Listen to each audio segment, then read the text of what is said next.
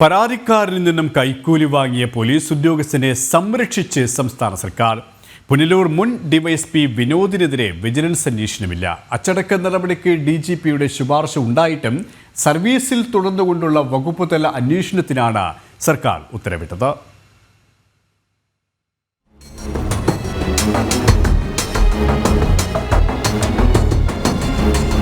അഞ്ചൽ രാമഭദ്രൻ വധക്കേസിൽ കൂറുമാറിയ പുനലൂർ മുൻ ഡിവൈഎസ്പി വിനോദിനെയാണ് കൈക്കൂലി കേസിൽ സർക്കാർ സംരക്ഷിക്കുന്നത്. 2022 സ്വർണം മോഷണം പോയ കേസുമായി ബന്ധപ്പെട്ട് പരാതിക്കാരനിൽ നിന്നും പുനലൂർ ഡിവൈഎസ്പി ആയിരുന്ന വിനോദ് പണം വാങ്ങിയതായാണ് കണ്ടെത്തൽ. 4.5 കിലോഗ്രാം സ്വർണം കവർന്ന കേസിൽ സ്വർണം കണ്ടെടുത്തു നൽകാമെന്ന് പറഞ്ഞാണ് ഇടനിലക്കാർ വഴി 15 ലക്ഷം കൈപ്പറ്റിയത്. സ്വർണം തിരികെ കിട്ടാതായതോടെ പരാതിക്കാരന്റെ ആവശ്യപ്രകാരം മുഴുവൻ തുകയും ഇടനിലക്കാർ വഴി മടക്കി നൽകേണ്ടി വന്നു. സംഭവവുമായി ബന്ധപ്പെട്ട് പരാതിക്കാരൻ കോട്ടയം ജില്ലാ പോലീസ് മേധാവിക്ക് നൽകിയ പരാതിയിലാണ് തിരുവനന്തപുരം റേഞ്ച് DIG മുഖേന ഡിവൈഎസ്പിക്കെതിരെ അന്വേഷണം നടന്നത്. DIGയുടെ അന്വേഷണത്തിൽ വിനോദ് പണം വാങ്ങിയതായി കണ്ടെത്തുകയും തുടർന്ന് അച്ചടക്ക നടപടികൾക്ക് DGP സർക്കാരിനോട് ശുപാർശ ചെയ്യുകയും ചെയ്തു.